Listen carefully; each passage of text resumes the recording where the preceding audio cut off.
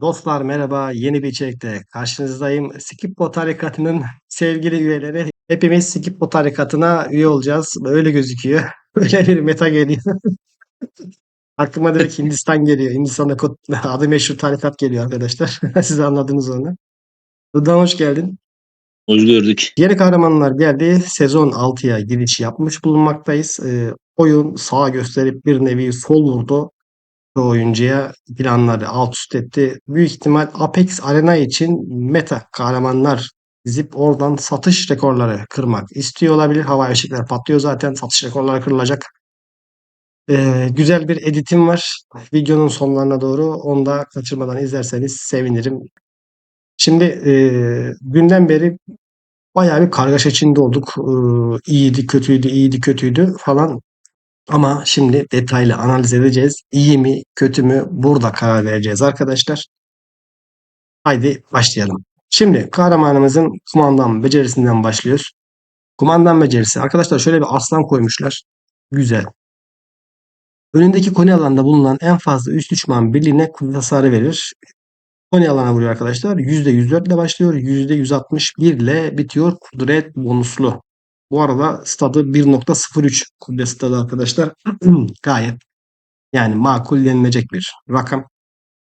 Ve kaçış etkisi uygulayarak 9 saniye boyunca her saniyede savunmanın şu kadarını %13, bu büyük ihtimal 40 levelde %20'yi falan bulur diye tahmin ediyoruz. Kadarını yok Yüzde, şurası da %20'den fazla olabilir yani. %20'den de fazla olabiliyor değil mi? Belki %30'lar falan bulacak. Bilmiyoruz, bakacağız Aynen arkadaşlar. 30-40 arası bulur. Burası da arkadaşlar 350-400 civarı falan bir şey olur. Maksimum 450, minimum 350 o bantta bir şey olur. Rıdvan'la öyle konuştuk zaten bunu. 9 saniye boyunca her saniyenin savunmanın şu kadarını demiş. %20, %30 aralığında da burası olur. Bu kadarını yok sayan kuvvet hasarı almasına sebep olur demiş. Yani diyor ki arkadaşlar 9 saniye boyunca kaçış etkisiyle savunmanın bu kadarını yok sayar ve diyor e, kudret hasarı alır diyor 9 saniye boyunca saniye başına. O da %14'ten %23'e sıçramış. Buradan. Kudret bonusu Evet. bu da bayağı yüksek. Bu %50'yi geçer mi? Geçebilir ya. Geçebilir. 60-70 olur herhalde en fazla. Siz 60-70 kaç olur. hesapladın? 60 falan olur diye düşünüyorum. Yani ne kadar çok kudret yaparsanız arkadaşlar bu %50'lerden o kadar çok faydalanırsınız. Ne kadar ekmek o kadar köfte. 250 öfke bedelimiz var. Savaşa girdiğinde 100 ilk öfke verir. Şöyle baktığımız zaman Bellu ve Mulan kumandanıyla hemen hemen aşağı yukarı aynı hasar, hatta bir tık fazla hasar bile veriyor olabilir. Bence Belü zaten kumandan atamıyor da atana kadar ölüyor. Çok Mulan'dan iyi kalır. bence kumandan becerisi. Evet. Mulan'dan daha fazla hasar vuracak gibi gözüküyor arkadaşlar kumandan becerisi. Geldik imza becerimize. Yaman toynakların kaçış halinin hasar oranını %10 artırır arkadaşlar. Yaman toynağın hasarını %10 artırıyor. Yaman toynakların etkinleşme ihtimalini %10 artırır. Kaçış halini sonlandırırken hasarı %15 daha artırır demiş. Yaman toynakların savunma yok sayma oranını ek olarak %5 artırır. Yaman toynaklar her etkinleştirildiğinde birliğin aldığı hasarı %5 azaltır, en fazla 3 kez birikir demiş. Bu da %15 yapar. Güzel bir savunma veriyor. Bu arada arkadaşlar imzasının etkinleşme ihtimaline bakın. %155. Çok yüksek bir rakam. %55. Yüz- 5 yıldızda %10 geliyor. %65. Yüksek moral de koyuyorduk Şurada. biz buna. 18. %83. Yani imza %83. etkinleşme ihtimali %83 bunun şu anda 5 Yani yıldızda. her tur atar arkadaşlar. Uçarsız kaçarsız her tur atar bu imzayı. Yaman toynaklar imza becerimizin adı. Düşman birliğe kaçış etkisi uygulayarak 9 saniye boyunca her saniye %10.96 savunma yok sayan kudret hasarı almasına sebep olur. Hasar oranı da %18.94. Arkadaşlar bu daha bir seviye. Bu 40 seviye olacak daha. Bu bir seviyelik oranlar. Almasına sebep olur. Düşman birliğine zaten senin birliğin tarafından kaçış hali uygulanmışsa mevcut kaçış halini anında sonlandırır. Şimdi sonuçlandırır demiş. Şimdi 9 saniye değil mi? Bunun her turunda yani 3 saniyede bir bu imzayı banko atacağını düşünürsek arkadaşlar %82 miydi 83'lük oranla 83'lük oranla banko atacağını düşünürsek Yani 3 saniye sonra kalan 6 saniye. Kalan 6 saniyenin şuradaki 40 seviye, tamam mı? Kudret bonuslu 40 seviye hasarını, kudret hasarını 6 ile Biz onu çarpacaksınız arkadaşlar. biz onu full halinde %40 hesapladık. O %18.94'ü. Yani her saniye Hı. %40 hasar verecek kudret bonuslu Evet. 9 saniye boyunca. Şimdi bunu 6 ile çarpacaksınız arkadaşlar. Çıkan sonucu da hani kaçış halini anında sonuçlanır diyor ya. Ve sonuçlanma hasarına ilave %15 kudret bonusu artar demiş. Yani burayı 6 ile çarpıyorsunuz. Ona da %15 daha hasar bonusu ekliyorsunuz. Ve o hasarı anında tak diye vuruyor. Sonra yeni 9 saniyelik sürece giriyor. Muazzam. Kanka imzası çok güzel ya. Ben sabah buna Çok güzel. baktığımda e, çöp möp dedim de şimdi beraber inceledikten sonra kumandan gerçekten çok iyi ya. Yani bu imza hasarı normal %360'lara falan denk geliyor. Yani onun 6 saniyelik bir kısmı var. Yani %240'lık anında vuracağı hasar var ya. Hı? O %240'lığı direkt vurduktan sonra onu da %15 kudret bonuslu. Yani bu %35'lere falan denk gelir. Hani %240'ı vuracağı %240'lık kısmı %35 hasarını arttırarak vurduruyor. Anında vurdurması güzel. Hani yakma gibi saniye saniye gitmiyor. Yani 3 saniye yakıyor. Yaktıktan sonra zaten bir daha imza attığında direkt pat diye onu bitiriyor. Sonuçlandırıyor. Kudret bonuslu hasar arttırarak vurduruyor. Çiçek gibi Evet. hasarı oluyor. Şimdi Yani yakma etkisi dedik çünkü en yaygın bilinen yakma etkisi aslında bu hani sürekli hasar. Bazı becerilerde şöyle bir ibare vardır. Sürekli hasarlar hariç. Sürekli hasarlar hariç. İşte bu sürekli hasar arkadaşlar. Yıkılan topraklar gibi. evet, Çok, yıkılan çok toprakları, bozgun etkisi, yakmalar falan filan. yaman toynaklar her etkinleştirdiğinde sonra birliğin aldığı hasar %5 azalır. Savaşa başladın. Kumandanla 0. saniye direkt tak atacaksın. Savaşa zaten direkt %5 hasar atmayla başlıyorsun. Savaşın 4. 3. saniyesinde bir tane daha, 6. saniyesinde bir tane daha. Hani eğer rakamda şaşırırsak bir dersek 1, 4, 7. 4-7. 7. En geç 7. saniyede, en iyi ihtimalle 6. saniyede arkadaşlar. 7. saniyede %15 hasar azaltmanız garanti. O da 3 kere atarsa %83 ihtimalle 3 kere atma olasılığı yüksek. Boşta Çok geçebilir tabii, yüksek. ihtimal var ama. Yani şu an baktığın zaman sıra tabanlı ve pasif beceriler dışında yani en yüksek ihtimal bu ya. Yani bundan daha yüksek ihtimal var mı? Belisarius bile bundan daha yüksek ihtimal değil ha. Belisarius değil. Miyamoto'nun vardı Turvanalı haliyle işte.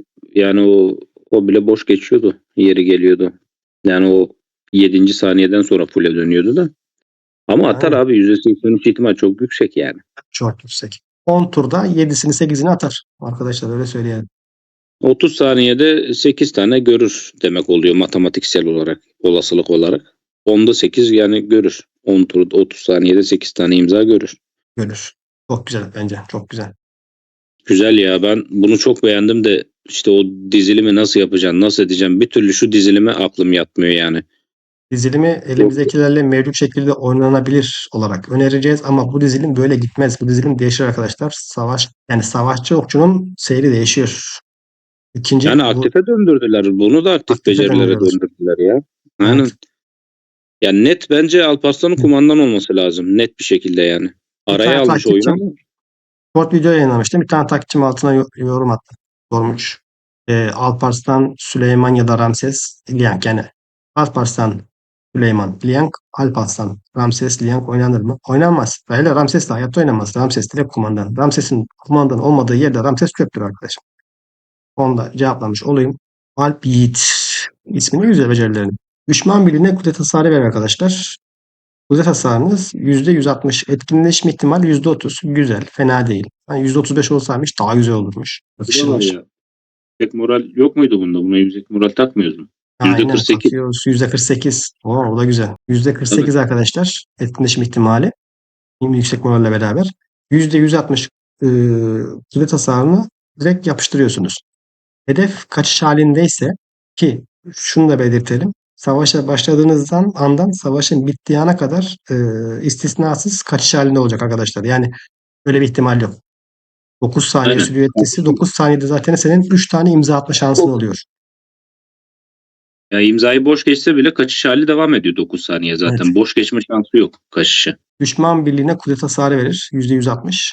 Hedef kaçış halinde ise fazladan bir kez daha kudret hasarı verir. %120. Hedef kaçış halinde değilse 6 saniye boyunca her saniye savunmanın %10 kadarını yok sayan kudret hasarı verir. %115 kudret bonuslu. Zaten her saniye hemen hemen kaçış halinde Yani olacağı için arkadaşlar. yani o alttaki %120'lik kısmı %190'a düşürüyor. Yani Aynen. 6 saniyeye yayarsan %90 yapar. Hı hı. %120 yerine %90 vuruyor. Bu kaçış halinden çıkmaz ki hiç ya. Sanmıyorum ben Çıkmaz. bunun kaçış halinden Ben de çıkacağını zaten. çıkacağını sanmıyorum. Çok nadir. Belki. 2 tur peş peşe vurmazsa Yani imzası. Öyle bir ihtimal 3 tur sanmıyorum. falan boş biterse anca öyle olur yani. O da çok zor. %83'te çok zor. Zor değil mi? Yani Çok zor. 3 turun içinde boş geçme ihtimali çok düşük. Çok düşük bir ihtimal. Hani öyle bir ihtimal olursa demiş. Sana burada hani desteklerim demiş. Yine hasar. Ee, Sürekli hasar hı. yaparım sana burada demiş. Ama Zaten yüzde o savunmayı yok sayan hasarı da veriyor ya. O onu kurtarır gene. Aynı aşağı yukarı aynı şeylere getirir hasarı. %280'lik hasarım var arkadaşlar. Bak imza becerisinin ayrı bir hasar atıyor. %48 ile başka bir becerin %280'lik bir hasar oranıyla vuruyor. Düşme ihtimali %48. Hasar oranının %280. Yani bu etkinleşim ihtimaline bu hasar oranı gayet tatlı. Bu da çok güzel. Bence Mulan'dan çok daha iyi hasar çıkartır bu. Mulan'ın ikincil vuruş olduğu için etkinleşme ihtimalleri çok düşük. Çok Yani düşük. çok kaçırıyor. Bunun gene yüksek. Hani bence Mulan'dan çok daha iyi hasar çıkartır bu. Ya bunun Çıkart. hasarı daha yüksek aslında bakarsan Alparslan'dan ama işte o Evet. etkinleştirme ihtimalleri bozuyor. Yani ben birçok defa denedim. 30 saniye 40 saniyede 2 tane 3 tane imza atıyor. Yani bu risk biraz. Bazen de çok atıyor. Hani 7 tane attığı da oluyor ama yani risk. Bazen atıyor Risk. bazen atmıyor. Alparslan'ın gene Evet. %83 abi. Hani hasarı düşük olsa bile etkinleşme ihtimali çok yüksek.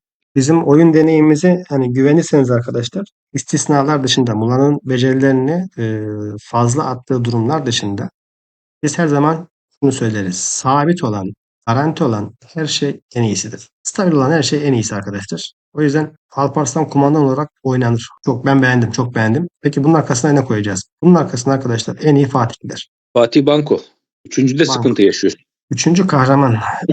Ben Trasar isterim diyorsan Mulan. Mulan'ın imzasından, merhametinden, zayıf noktasından besleneyim diyorsan Mulan arkadaşım. 5 yıldız belli ve daha iyi olur.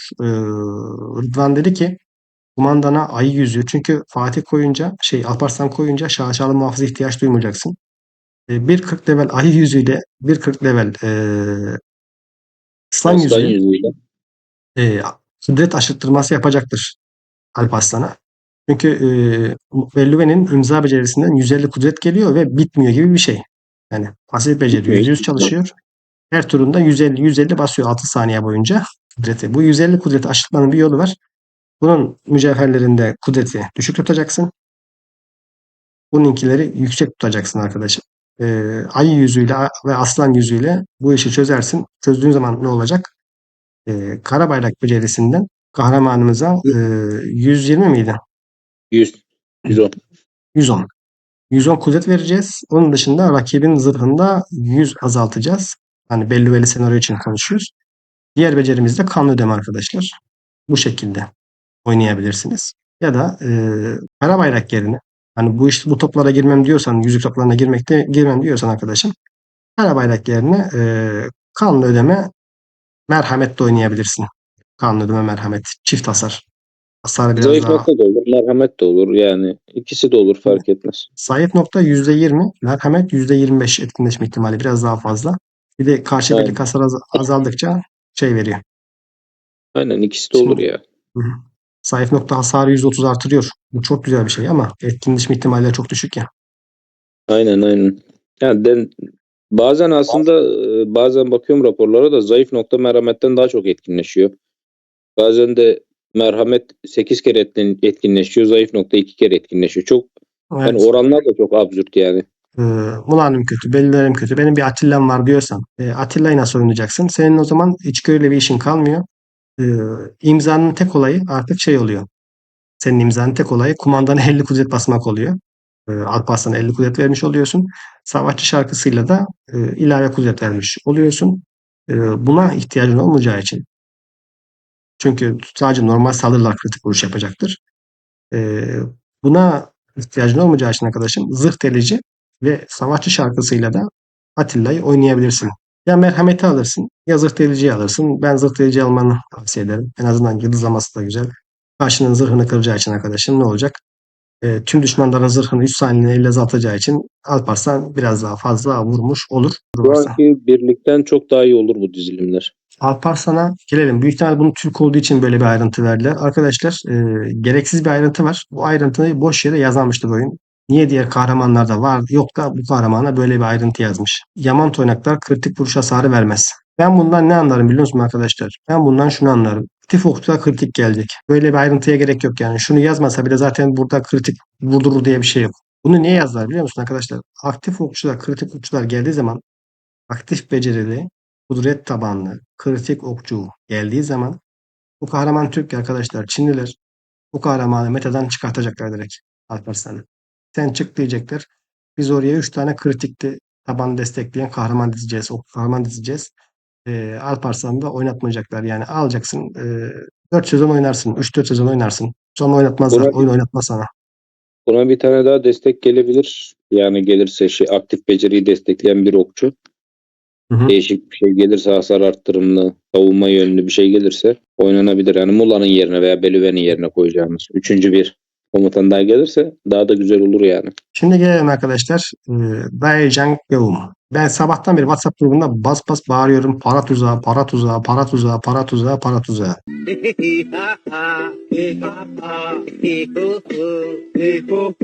Çok güçlüler. Çok güzeller ama para tuzağı.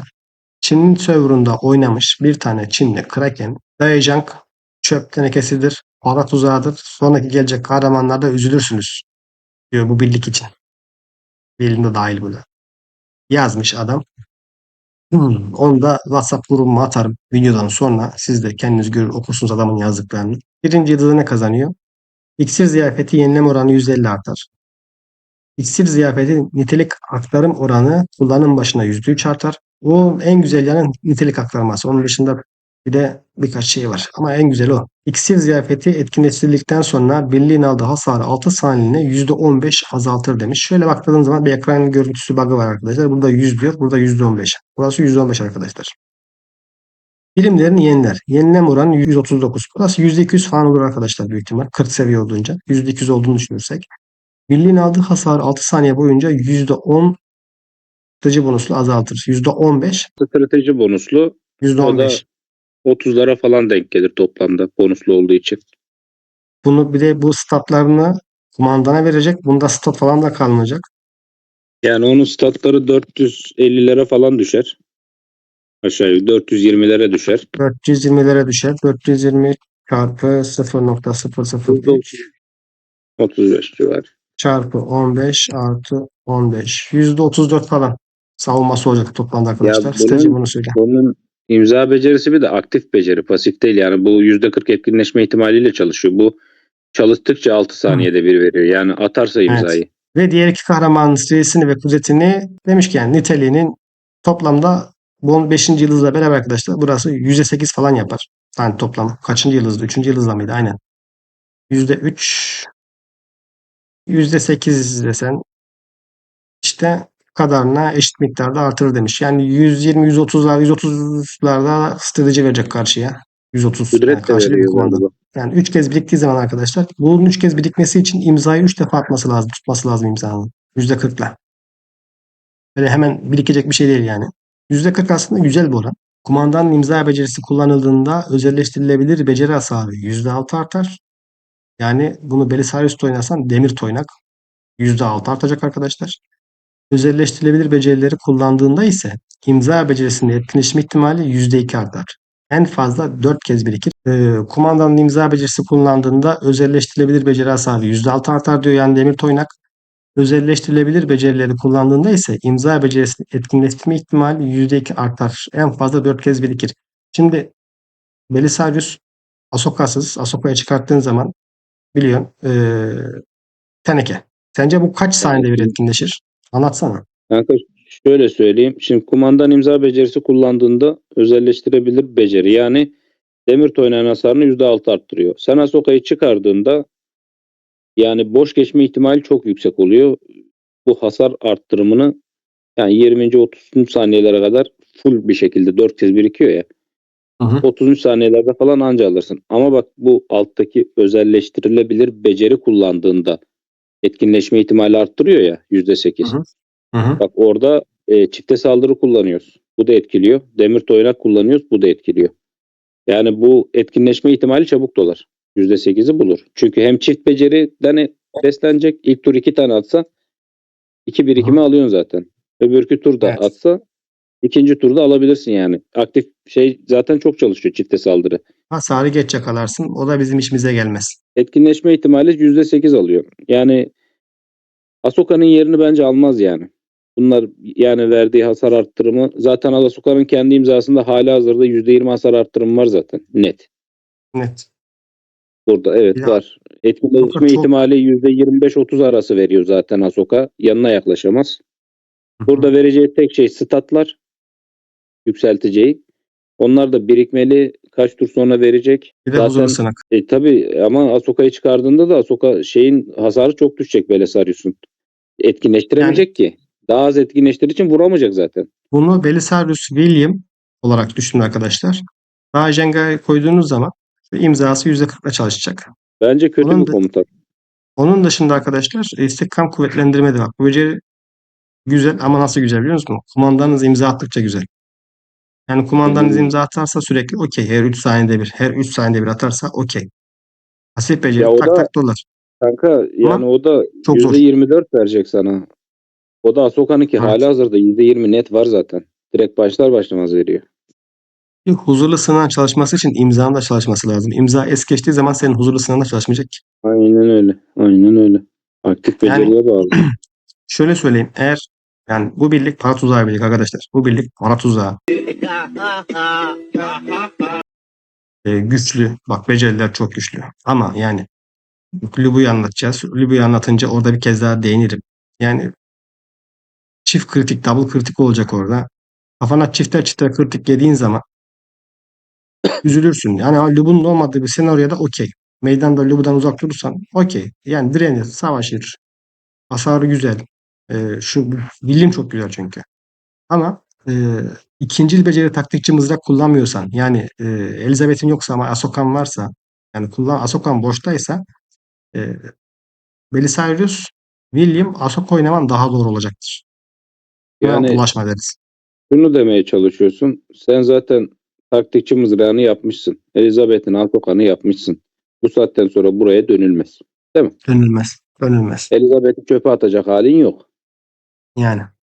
Tutup buna dönecek halin yok Elizabeth'i çöpe atıp. Ha Elizabeth yapmamışsın. İlk sezon Hannibal Ahsoka'nı yapmışsın. 5. Elizabeth'ini yapmamışsın. Öyle duruyor. Ha bak bu William'ı yapacaksın. Meydanda oynarsın. William gerçekten çok güçlü. William yapılır. Bu birlik de meydanda oynanır. Ama Lubu'yu kenara ayıracaksın. Hani Lubu ile kıyaslamayacaksın. Lubu'nun yanından geçemez. O ayrı bir şey. Lubu ile kıyaslamayacaksın ama süvari olarak oynanır. O da nasıl oynanır? Belisarius, William, Ahsoka. Ahsoka kesinlikle çıkmaz yani. Bu kadın neydi bunun ismi? Dayajenk. Bu Dayajenk Ahsoka'nın yerini alamaz abi. Şu beceri pasif olsaydı imzası belki derdim. Yok ya. Yani O etkinleşme ihtimalini ben vermem abi. Bak Belisarius'u deniyoruz. Geçen sana gösterdim kaç saniyede kaç imza attıydık. Sana söylediydim. saniyenin üzerine imza atıyor sürekli. Artı 4 fazlası vardı saniyenin üzerinde değil mi? Evet, saniyenin üzerine imza atıyor Belisarius. Ahsoka Saniyenin sayesinde. üzerinde Ahsoka'yı artı 4 çıkartıyorsun. fazla imzası vardı. Ahsoka'yı çıkartıyorsun leş. Ulan gibi. Tabii vurmuyor abi. Yani Ahsoka kesinlikle çıkmaz. Ben o %25 %30 etkinleşme ihtimalini alır oynarım. Vuruyor abi Biz çünkü Ahsoka'yı kumandan vuracak. sezon 2'nin sonunda başladık biz YouTube'a. Sezon 2'nin sonundan beri Ahsoka'nın çok güçlü olduğunu söylüyoruz arkadaşlar. Neden güçlü? Bak imza bak. Vali kahramanı özel becerisi yok. Doğru amenna. Ama yani o Ahsoka'nın hasar artışıyla ve kumandanın imza aktifleştirmesiyle yetiyor. Başlı başına yetiyor. O ikisi yetiyor arkadaşım. O ikisi yetiyor. Fatih William'a. Fatih William. Bakalım abi. Bunun birinci yıldızı ne Sana diyor? ben geçen arena raporlarına baktım bir tane. Belisarius, e, Elizabeth Ahsoka. Vallahi Ahsoka'ya zayıf nokta merhamet koymuş. Fullemiş becerileri. Arkada 25k hasar attıydı Ahsoka. Arka 5 tarafta. yıldız. Şimdi bak bu Hı. tabii bu William çift kumandanın hasarını besliyor şimdi, tamam mı? Buraya geleceğiz zaten de. Bu Hı hı. Ahsoka zaten yani arkada da ciddi hasarı artacak Ahsoka'nın da yani. Zayıf nokta merhametle.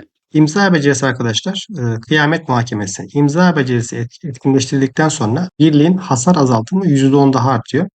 Ve hedefli beceri hasarı da %10 daha az oluyor arkadaşlar.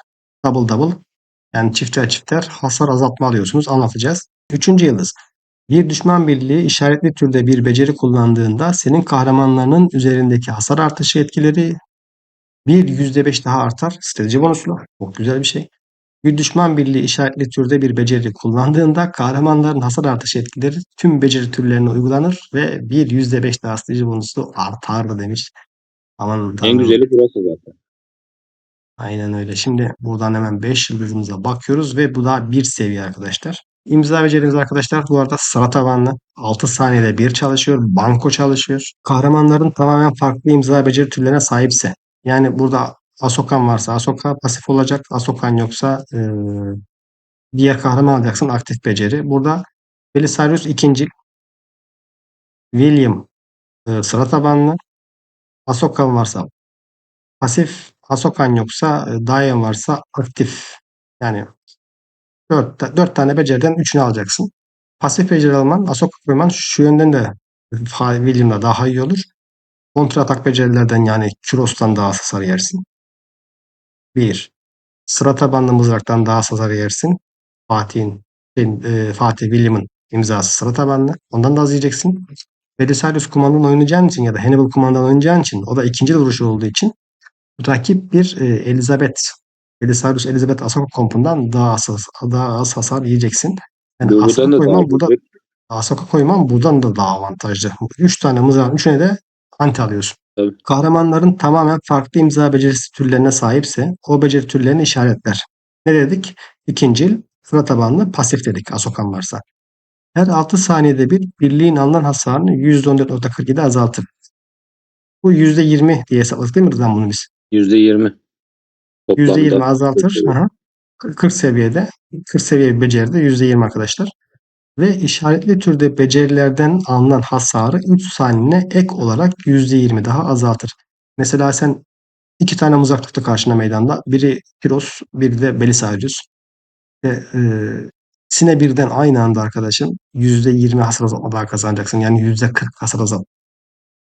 Ya Çok 3 güzel bir mızrak oldu. da gelse 3 mızraktan da azalacaksın hasarı. Sıra tabanlı da Aynen öyle. gelse 3 Bir de sıra mızrağı tabanına kapatsan gelirse %20 ekstra daha alacaksın hasar azaltma. hepsini %20, %20, %23 saniyeliğine bir düşman birliği işaretli türde bir beceriyi etkinleştirdiğinde senin kahramanlarının beceri hasarını 3 saniyeliğine %12.98 artırır strateji bonuslu. Bir Bunu düşman birliği koymamışız. işaretli türden bir beceri kullandığında kahramanlarının hasar artışı etkileri tüm beceri türlerine uygulanır. Ve %5.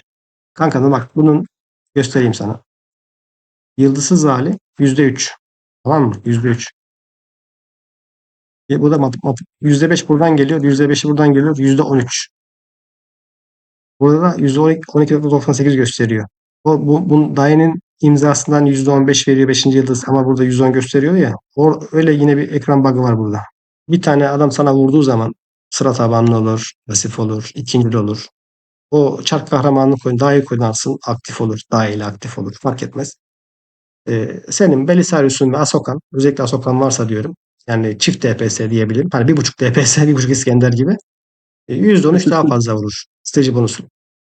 Bunu söyle. %13 hasar %13 arttırır. Biz bunun hasar strateji bonusu. arttırımını genel olarak hesaplamıştık zaten seninle aşağı yukarı. Hı Bu hı. bonuslara falan takılmadan devam edelim. Öbür becerisini de okuyalım. En sonunda verdiği hasarı net bir şekilde söyleriz. Ha, Hesaplamıştık seninle direkt zaten. hesaplamıştık zaten daha Direkt. önceden. Yani toplamda vereceği bütün özellikleri söyleriz. Hesaplamaya gerek yok yani. Pasif bir beceri arkadaşlar e, her sırası geldiğinde çalışıyor.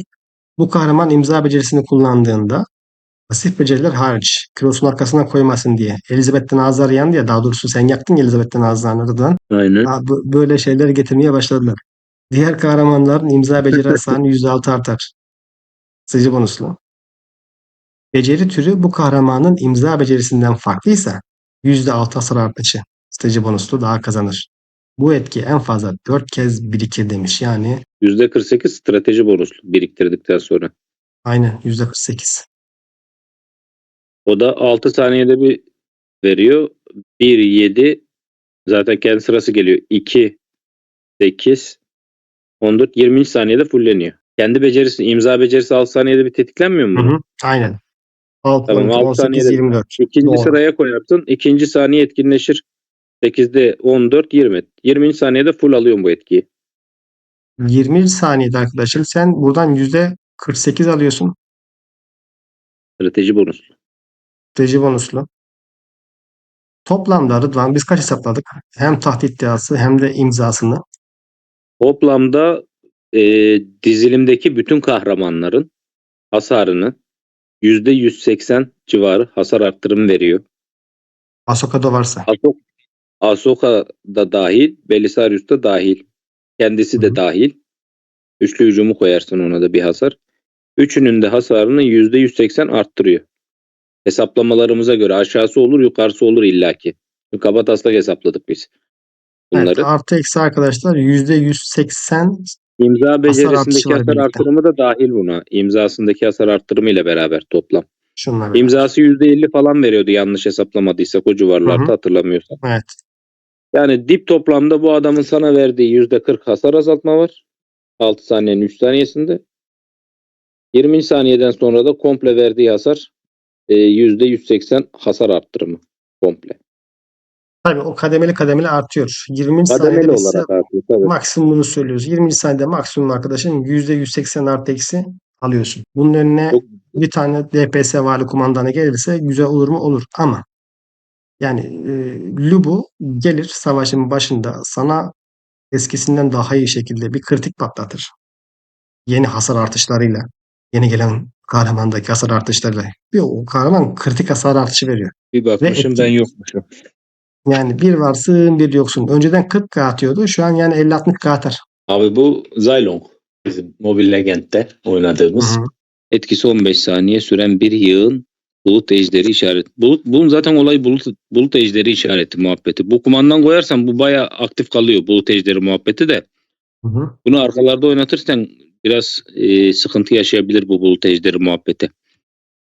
Başta veriyor iyi oluyor da. 6 saniye boyunca birliğin aldığı hasarı da azaltıyor kudret bonuslu. Bu ayar bunun şeyi. Bu bulut ejderi aslında önemli. Kumandan olarak da oynarsan 15 saniye çok güzel bir etkisi var. Çünkü Lubu'nun özelleştirebilir becerileri bütün savaş boyunca 3'er 4'er tane etkinleşiyor. Yani zaten imzaya geçince anlatırız da. Yani kumandan olarak da oynanır. İkinci sırada da oynanır. Onları bir hesaplamalarını yapmak lazım. Bugün zaten grupta bayağı karıştı kafalar. Aynen. İmzası arkadaşlar basit beceri. Her sırası 5 geldiğinde yıldızını patır patır açsana bak çalışıyor. direkt. Nasıl? Direkt 5 yıldız mı açayım? Aç direkt oradan okuyalım. Tamam arkadaşlar. Birinci yıldız cesur kurtarmanın hasar oranı %40 ve tüm kahramanların kritik vuruş hasarını %10 artırır. Maşallah. Cesur kurtarma ayrıca tüm kahramanların kritik vuruş oranını %15 artırır. Ve birliğin aldığı kritik vuruş hasarını %15 azaltır. Çok iyi. Çünkü Kiros da kritik vuruyor arkadaşlar. Biliyorsunuz. 4 imza, 4 beceride bir. Aynı zamanda Scoop sayesinde artık şey de vuracak. Savaşçı kılıçlarla vuracak. Cesur kurtarmanın çifte saldırı ihtimalini %40 artırır. Zayun kumandan olduğunda her normal saldırı %45 ihtimalle 5 öfke yenilir. Bu arada arkadaşlar şu aynı zamanda bunun getirilmesinin en büyük sebeplerinden biri şu. Sen bu Zayun'u al. Lüb oynuyorsan almazsan alanlardan dayak yiyeceksin. Onlara vuramayacaksın. Üf bu ne? Olay Arkadan harita şimdi. imzası gibi. Çok güzel imzası var bunun. Kahramanlarından herhangi biri ikinci vuruş becerisi etkinleştirdikten sonra düşman birliğine 15 saniyeliğine bir adet bulut ejderi uyguluyor. Hı. Yani Lubu zayıf nokta şeyi işte öbürü neydi? Öbür becerisi. Neydi ya? Tamam Neydi? anladık. Ana becerisi. Ana şeyden Zaten özelleştirilen ana becerilerden imza biri. değil yani imzadan sonraki iki beceri tamam mı? Hı hı. Unuttuk ismini de. Cahilleştik iyice. Onları atacak. Bu dayı atacak koyarsan. Bunun diğer becerilerine de bakarız. 2 tane. Var zaten Hı güzel hı. becerileri. İkinci vuruş olacak. 2 tane bu var. Arkasına da Timur. öneriyor oyun veya Atilla. Bunlarda da ikincil vuruş koyarsan bunun birikme olasılığı, yani 3 birikime ulaştıktan sonra ejder 3 tane vuruyorsun. Bulut ejderi işaretlerini tüketiyor. 3 Hı. tane kullandıktan sonra. Ondan sonra hasar vuruyor. Bunun imzası bu şekilde çalışıyor. Yani bunun hasar vurma şeyi bu şekilde çalışıyor. Vurduğu hasarda %99 kudret bonuslu kritik vurabiliyor. Ama hasarı düşük bunun muhtemelen. Yıldız artışlarında falan bayağı bir düşük çıkacak gibi geliyor. Bunun hasar vurması için de diğerlerinin de hani ikinci vuruş etkinleştirmesi falan gerekiyor. Yani düşük bir hasar bence. Neyse. Ayrıca %57 ihtimalle, bunun ihtimali kaç olur acaba? Artınca %70 falan olur herhalde. Bu bir level daha. Bu Bir level %99 artar. aynen artar. Yani kaç olur bilmiyoruz. Bu ve bundan, yani bunu kumandan yaptın. Bunun arkasına loop'u koydun. Kendisine ve loop'uya 3 saniye çifte saldırı haline sokuyor. Bu da şeylerle beraber çalışıyor muhtemelen. Bu 3 birikimi tükettikten sonra, Evet. yani bu 3 tane ikinci vuruş çalıştıktan sonra imzayı atacak. İmzayı attıktan sonra hem kendine hem kendinden sonrakine çift saldırı haline sokacak. Bu şekilde çalışıyor bu. Bu beceride %4 temel kritik vuruş oranı bulunur. Temel kritik vuruş oranı. Tamam yani Vuruş %50 oranı bu, yani kritik vurma ihtimalini arttırıyor arttırıyor. Aynen. bu beceride. Evet. Hı hı. İhtimal artışı bu. Tamam. Bunu da anladık. Geldik alt tarafa. Tüm kahramanların kritik vuruş hasarının %10. Bu direkt hasarı arttırıyor. Kritik hasarını %10 arttırıyor. Kritik vuruş oranını da %15 arttırıyor. Bir eleştirel içgörü gibi bir şey bu. Eleştirelde %14 arttırıyordu galiba, değil mi? Hı hı. Aynen. Hem hasar var hem hasar arttırım var. Güzel. Birliğin aldığı hasarı da kritik vuruş hasarlarını da %15 azaltır. Çok güzel.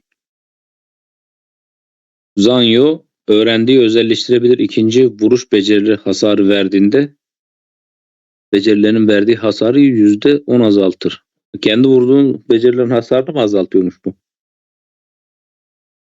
Zayun Aynen. öğrendiği özelleştirilebilir ikinci vuruş becerilerinin verdiği hasarı şu kadar azaltır ve tetikleme ihtimallerini şu kadar artırır. Zoyun kumandan olduğunda her normal saldırısının %45 ihtimalle 5 öfke yenileme şansı bulunur. Yani bak, burada hasarını düşürmüşler kahramanın işte.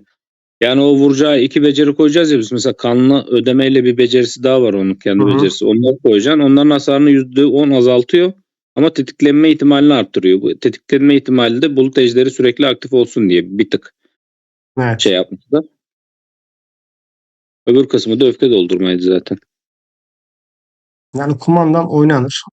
Ee, Mandan yapmışlar aslında bunu evet. oyunda. Normal bir saldırının ardından dönüşümlü olarak şu etkileri arasında geçiş yapar. Tüm kahramanların özelleştirilebilir ikili vuruş becerisi etkinleştirme ihtimalini 6 saniyede %5 artırır. Bak burada da var. Diğer özelleştirilebilir ikinci vuruş becerisini mühür yüzüğü becerileri hariç anında kullanarak ancak hasarını 115 azaltır demiş. Bak, burası Yani çok güzel. evet bu diyor ki yani bu kahraman ben diyor kendime de dost arkadaşlarıma da diyor beceri attırırım diyor. Ama biraz hasarını kısarak attırırım diyor. Ama diyor kritiğin hasarını da artırırım diyor. Mesela kritik vurduysam daha fazla vurdururum diyor kritiği diyor. Şu Böyle. özelleştirebilir becerisine bir girsene. Bak Kritik burada, hasarı daha yüksek ama ikinci vuruş hasarı düşük kanka. bak şimdi bu beceri etkinleşiyor ya. Hı-hı. Beceri etkinleştikten sonra bak, önce birinci şeyi uyguluyor. Bir dahaki etkinleştiğinde ikinciyi uyguluyor. Sırayla uyguluyor bunları.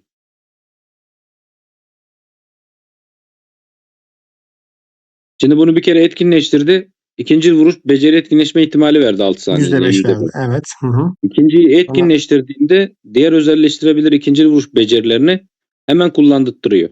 Yani bunu kullandığında diğerlerini de kullanıyor. Diğer beceriyi de kullanıyor. Ama hasarını düşük bir şekilde attırıyor. %15 azaltarak vurduruyor.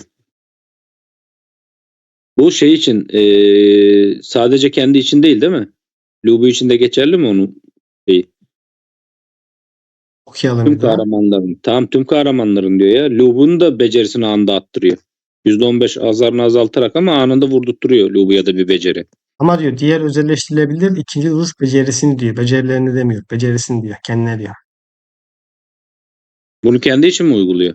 Kendi için diyor. Aynen. Kanun ödemeyi pat diye kullanırsın diyor. Ya da kara bayrağı pat diye kullanırsın diyor. Hangisini Ha, koyarsan. anladım. Tamam, Kanun gene ödeme bulut, koyacaksın. bulut için yapıyorlar bunu gene. Ama o Evet. etkinleşme ihtimalini hepsine veriyor değil mi? Hı hı. Onu hepsine veriyor. Tamam. Valla aslında iyi komutan da çok aşırı abartılacak bir yanı yok bence ya. Ya bunun en büyük özelliği Lubu'dan sonra seri seri yani hasar atacak. Bulut Ya etkisi çünkü bulut etkisi diğer kahramanların da becerileriyle tetikleniyor ya. Zaten hı 3 hı. tane. Bence bu yani 3 saniyede dolar. Yani Valla her tur çok atar çok gibime az geliyor. atıyor ya. Lubu çok az beceri atıyor ya. Yani o kadar çifte saldırısı bilmem nesi var. Hani kritik olmasa Mulan'dan beter olacak yani. İşte bu da ona şey veriyor. Arttırma oranı veriyor. Hı hı. %5. Hoş. Ya bu iyi ya Atilla, bu. işte Timur'a ya da Atilla'ya da koyarsan bunu beceri yani 3 bilemedin 4 saniyede bir bilemedin beş saniyede bir tak tak tak imza atar bu. Yani ve attığı imza kritikli imza. Onun dışında %10 da kritik hasar artırma oranı veriyor. Eğer yine bir ekran görüntüsü yoksa ben %15 diyebiliyorum ama %10 artırır. Yok, güzel yani. Ama çok ciddi hasarlar çıkarmaz bence de. Lubu'nun vurduğu hasar artacak. Öyle düşün bir de. Abi Lubu'yu besleyeceksin. Ya aslında bununla Lubu'yu besleyeceksin ya. Ben sabah da söyledim, hani oyun Timur öneriyor ya. Hı Bu hı. Zanyo Lubu Timur öneriyor. Yırtıcı kaplamış. Yani ben sabah söylediğimde grupta hani Atilla'yı koyup bunu da destek olarak kullanıp komple Lubu'yu beslemek, kudret artışları, kritik artışlarıyla. Yani ki Lubu, Lubu'nun Atilla, Zoan. Değil mi? Lubu, Atilla, Zoan. Yunzao Atilla, Yunzao Şimdi Atilla. Şimdi o Yunzao ne diyor? Benden sonraki gelen kahramanı teklerim diyor. Kritiğini diyor. kritiği değil ya, çifte saldırı için sadece Şey o. bekle. Aynen. Bekle bir dakika dur. Ne diyordu bunun imzası? %57,88 ihtimalle Zhao Yun ve bir sonraki kahramanı 3 saniyede çifte saldırı haline Çifte sokar. saldırı Şimdi, için bu sadece. hı, hı, hı. Şimdi kanka Şimdi ben burada 3-4 tane senaryo hazırladım kafamda. Tamam tamam. mı? Timur oynarsan ortada Timur. Ama Tabii Atilla yok. oynarsan Atilla sonda. Evet, tabii. Şimdi ben bunu kumandan olarak düşünmedim. Çünkü Lubu'nun kumandan becerisi daha güçlü. 5 tane birime vuruyor, kritik vuruyor. Erken doluyor. Hı Yani hı. meydanda 5 tane birime birden yapıştırıyor. Şimdi bence daha güçlü kumandan becerisi. Ben Lubu'yu başa koydum. Bunu ortaya koydum. Sadece buradaki çifte saldırıyı almayacağız. O Atilla'yı verecek. Geri kalan hepsinden faydalanacak Lubu. Evet. Arkaya Atilla'yı koydum. İmzadan 50 kudret bonuslu şey alacak. Kudret alacak Lubu. Hı Savaşçı hı. şarkısından 120 kudret bonuslu alacak. Yani o 300-400'lere falan denk gelir adamına göre. Hesabın gücüne göre, kudretine göre Atilla'nın. Bunu da ortaya koydum. Kanlı bayrak, kanlı ödemem. O bayrak var ya. Kara bayrak, kara bayrak. 100 Karabayrak. veriyor. Hı hı. Buradan da 100 verdim şeye. Bu da 110. ikincil vuruş. 110, bak %35 etkinleşme ihtimali var. Zaten bu ekstra attırıyor diyor bunu. O öbür Evet. becerisinden dolayı. Yani bu çok Aynen. etkinleşir. 110 da buradan verdim. Hiç yoksa 400-500 kudreti ben orada Lubu'ya yapıştırırım. Lubu Daha iyi zaten değil mi? abi bence daha iyi yani, çok savunma, zaten hasar vuramıyordu. Savunması düşük kalıyor diye yıkılıyordu. Şimdi Timur'u koyduk. Biraz ayakta dursun da hani o kritik gelesiye kadar idare etsin diye Timur oynanıyordu. Ama bunu koyduktan sonra çok ihtiyacın olmayacak. O eskisi gibi Guan Yu'lu böyle pat pat vuruyordu ya Hı hı. zamanında. Yani bunu Evet. koyacaksın. Buradan 110 kudret. Atilla'dan da alacaksın o kudreti. Abi bu bir tane vuracak. Bay bay. Yani. Hele hani kumandanı kritik gelir, 4-5 tane rakibe vurur. Zaten yok eder gider yani. Savaşçı şarkısı çalıştığında arabayla zaten banko alırsın. Savaşçı şarkısı da çalıştığında kardeşim Lubuna bir 400-500 kuruş falan yapıştıracaksın alamana göre tabii. Yani şeyi, kumandanı erken bak, bunun kumandanı kaç saniye bakabilir misin? Öfkesine. 250. 250. Bunun kaç? 15 saniyede atıyor.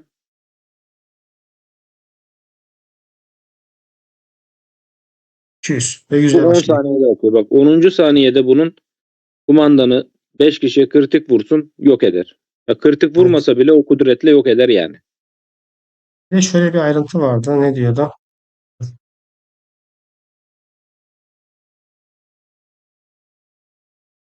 Ha, o bu kumandan olduğunda. Tamam. Sorun değil. Tamam. Okey. Kumandan olduğunda öfke Hı yeniliyor. hı. Ya Hı şimdi hı. Atilla'yı hadi yerlerini değiştirsek bunu kumandan yapsak mesela. Bunu başa koyarsın. Atilla ortaya.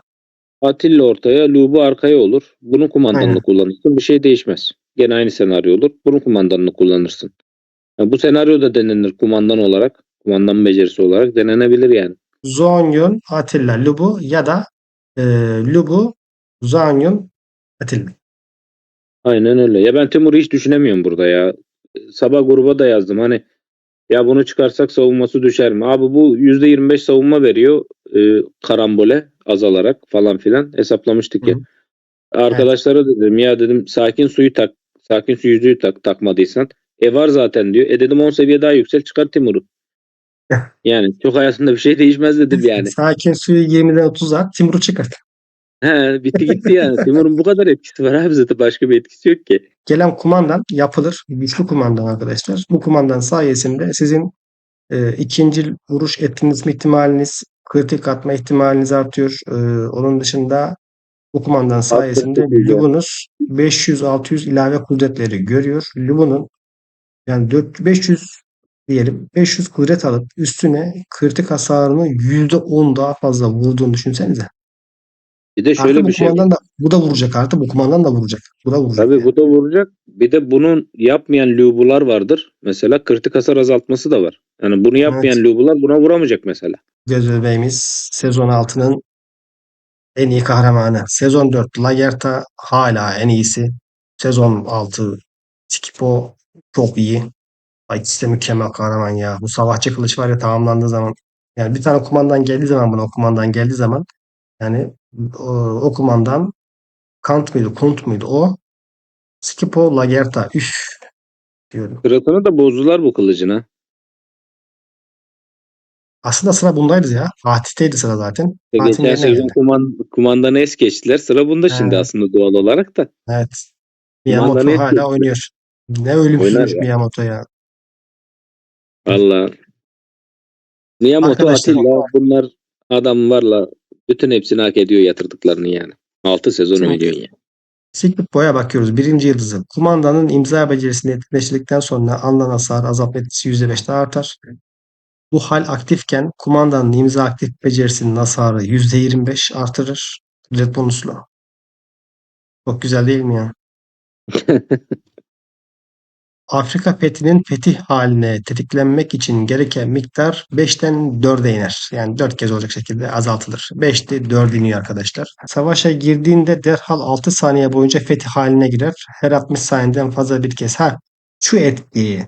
Savaşa Lagerta gibi. girdiğinde savaşa girdiğinde her 6 saniyede bir yani savaşa girer girmez etkinleşiyor ya. Bu bir dakikada bir oluyor arkadaşlar. Ama bu bitti 6 saniyeden Aynen. sonra şu ihtimale dönüyor. 4 tane imza dönüyor. Kumandanın 4 imzasına dönüyor. Miyamoto Lagerta olduğu zaman kahraman birliğin çift TPS'ye biniyor. Bak çift TPS'ye biniyor. Lagerta 24-25 tane imza atıyor. Miyamoto sayesinde. Bu ayrıntıyı dikkat edin.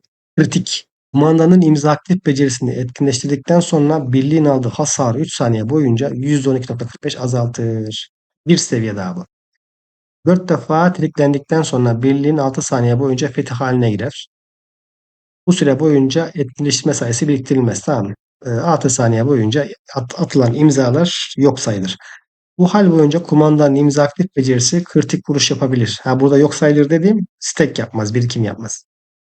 Bu hal boyunca kumandanın imza aktif becerisi kritik vuruş yapabilir. Kritik vuruş oranı %5.96, etkinleşme ihtimali %2.98 ve hasarı %7.45. Bunlar da bir level bir imzanın arkadaşlar. Daha bu 40 olacak.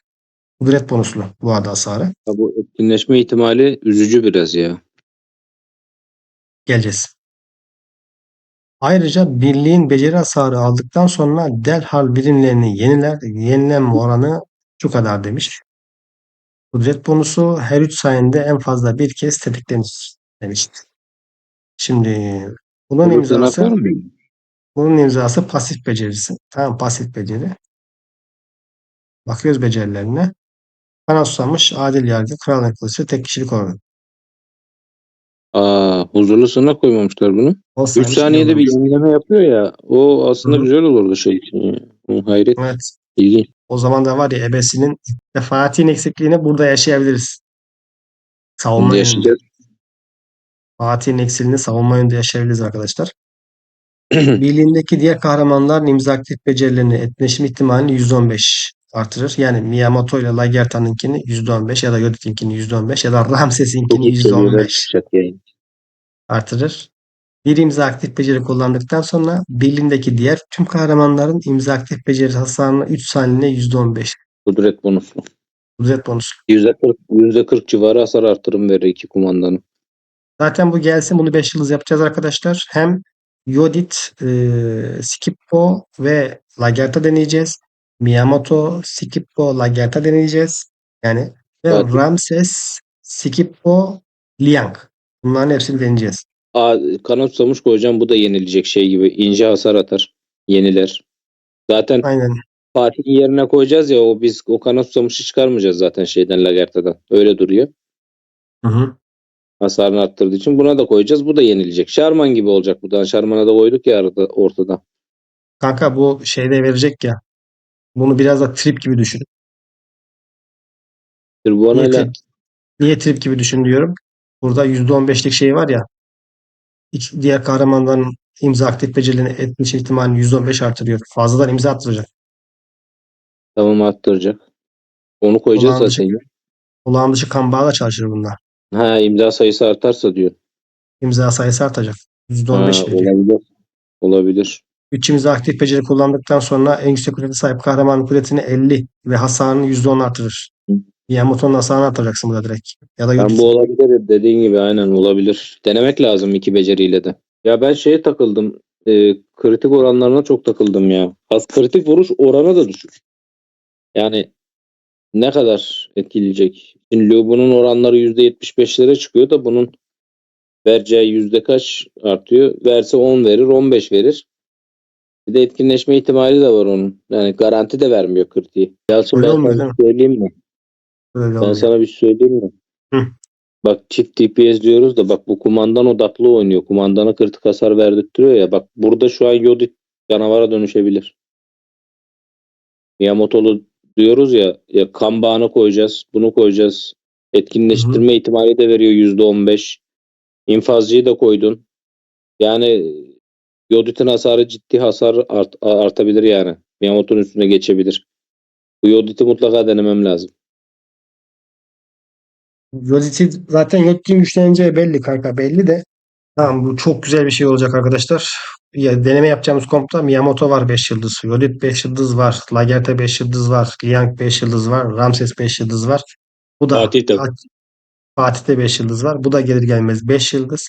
Yani aklınızdaki bütün komplar, kılıç kompu bir çırpıda deneyebileceğimiz bir video gelecek. Takipte kalın arkadaşlar. Şimdilik bu kadar. Dostlar, bu yeterli. kadar emek karşılığında yani bir beğeni atmayı unutmayın. Size en doğru yol haritasını göstermeye çalışıyoruz. Dostlar, beğeni atmayı ve yorum yazmayı unutmayın. Yaparsanız bunu sevinirim. Eğer hala kanala abone olmadıysan bir abone butonuna tıklaman yeterli olacaktır benim için. Kendinize iyi bakın. Hoşça kalın.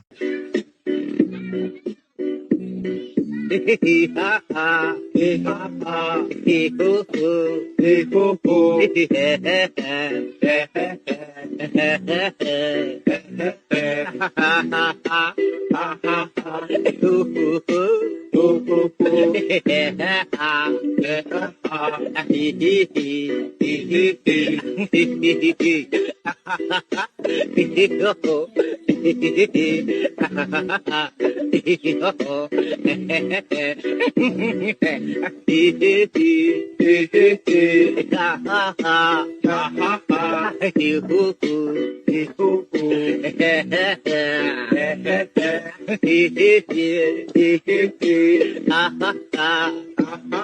Ihu hu.